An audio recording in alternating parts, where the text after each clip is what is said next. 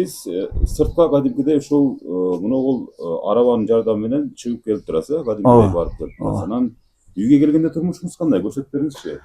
Ушул колясканы 24-жылы сентябрь август айларындагы ошо немелер алып берди. Мына бизде бир молдо бала бар. Ражабали деп коебуз. 79-жылкы. Ошол керметону уюштуруп, ошондой немелер муктаж болгондорго неме кылат да, анан менин ишканам бир колясканы беришкен эле ручной. Ошо менен жүрүп турдум, анан муну алып беришти. Ошол Керметов фондунанчы. Кытайдын немеси билсеңер керек. Анан одан кийин сал алысырактарга чыкканга мынаны неме кылдым, ошо уулум алып берди. Анан жары мен муну дагы точносын айтыш керек, баягы орозо питир, ошо Керметов акча берет го, ошо Ражабали. 30 миңин 30 миңин ошо немелер Керметов фондунун пулунан коштум, 35 миңин ошо уулумун пулунан кошуп ушуну алдым алки. Алысырактарга анан 65 миңге алдыңызбы ошондо? Ооба, 63 миңге түшүрүп беришти, 70 миң деп турган экен.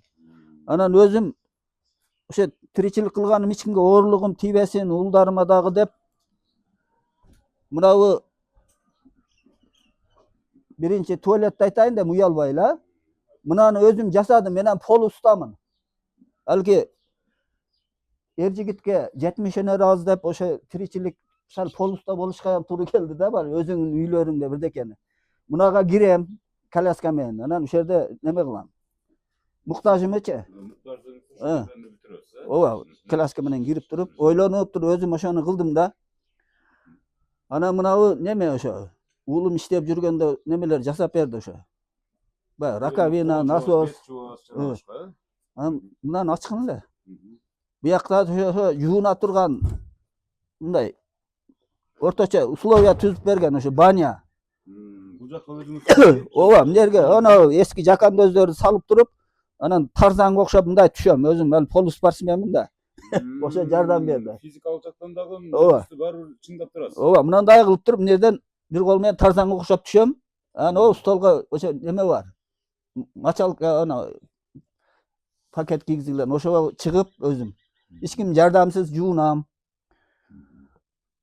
Анан ошо тамак, оокаттарды деле алки тиричилик экен, уулум үйлөнүш керек да, мыналарды жасап акчасы ошого кетип калды. Үйлөп коеюн десем акча неме болуп калды да, анан дагы иштегени иштеп атат азыр эми. Анан ол иштегени кеткенде анан мен ушинтип өзүм тиричиликти кылам, өзүм оокат кылам. Басалычы мына азыр эми мына жуунучу жай дарактардан башка. Ооба, ошо гантелдер экен, ушуну көтөрөсүзбү? Ушуну уулум бир самодельный бар эле сынып калды ол. Ошону десем анан ошо вал берсем эмне деди? Вал берсем ошо. Ошодон кыздарым заказ кылган экен, ошокто туруп эле заказ кылса телефондон. Ошону баягы Арабанский тараптары ошол жерден неме кылганбыз. Буну кадимкидей азайтып, ошо бир баягы көбөйтүп, күндө эмес эми алки мен баспаган үчүн, кыймыл аракет жасабаган үчүн кичине уйку жакшы болот. Билем мындай да. Жаш кезиңизде анда физикалык жактан жакшы эле жүргөн экенсиз анда. Полуспортсмен. Бурда баягы сол кезиңизде. Полуспортсмен алки. Мына турникти ошол немеле баягы Ражабали бизде молдо бала. Ошол неметип берген. Бул жакка да мындай асылып турасыз. Асылып тура, мынаны мындай кылса көтөрүп өзүм эле. Мындай брусья болуп калат. Трансформер экен да, мындай бир кылса брусья болуп калат, бир кылса баягы турник болуп калат. Анан асынып баягы өзүңүздүн дагы физикалык жактан ушул жөндөмдөрүңүздү арттырып турат экенсиз да, машыгып, Ооба, неме? Гүлдөрдү да карайсызбы? Ооба, гүлдөрдү. Ооба, эми неме да буну ошо карап кичине эрмек да. Ал мен иштеп жүргөн адам буга супу куям, анан мына жерде гүлдөр жок эле, мурун коюбуз бар эле. Утум кесил электе койлор ошо аялым эккен гүлдөрдү али жеп коет эле да нары бери өткөндө. Анан былтыр ошо кыздарымы гүл алып келдирип, ошо эктирип койгон бугам алки ысык маалдарда суу куюп, кичине эрмектеп турганы. Мына азыр урматтуу көрүүчүлөр, өзүңүздөр эле көрүп атасыздар.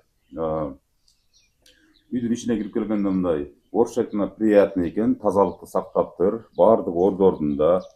Андан сырткары ушул Батыр абабыз бүт ушул өзүнүн баягы мүмкүнчүлүгүнө жараша ошо күндө кыймылдаган аракеттерибизге көрсөтүп берип отурат. Анан Кудайга миң мәрте шүгүр, ушунусуна да шүгүр дейт.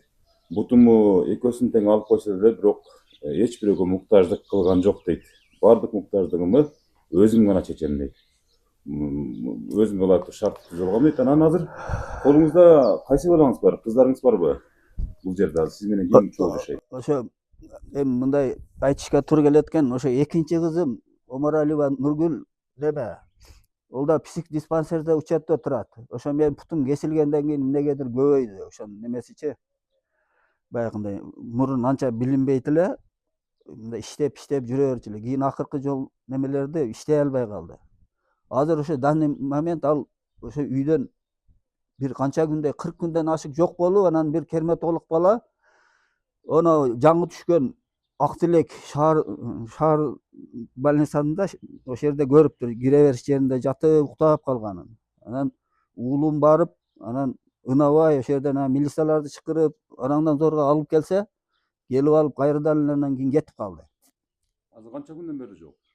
Азыр ошо мурунку 40 канча күндөн тышкары келгенине дагы bir 10 күндөй болуп калды. Менимче 10 күн, 12 күн болуп калды. Ошо bir Зайнабидинова да bir ошо жесир аял бар эмиш. Ошонун үйүнө барып алып атат деп уктум да. Ошо өзүнүн айтуусу боюнча. Анан мен айттым, бул жерде сен жетпей атат дедим да, мен бул ооруган үчүн баягы жатат өзү. Саат абедтен кийин саат 2-3-төргө түн уктай албайбы?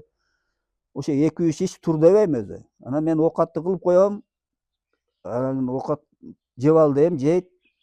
Башка эчтеке деле кылбайт. Ошо анан кетип калды да, мен ону кармап калышка адам укугу бузулабы, мен түшүнө албайм да эми. Алки каттыгыраак bir жерде байлап салып, уулум бар эми, bir камап коюп, bir беле кылайын дейм дагы, анан кийин майли жүрсүнчү, bir жадап анан дагы келип калар дейм. Анан ошо псих диспансерлерге жаткырып, лечение кылдырып атканда, алар дагы ошо өзүм апардым эле мына трициклимде. Бирде ошо Бишкекке качып кетип, будан 40 күн эмес, bir жок болгондо 35 күн жогуп келди. Көрсө Бишкекке кетип калган экен. Анан онда милиция розыскага берген элем. Анан ошо псих диспансерге дагы барган экен, ошо уголовный розысканын баласы. Ошону билишиптир. Анан ошо келгенден кийин мен алып барсам, жаткырган лечениеге.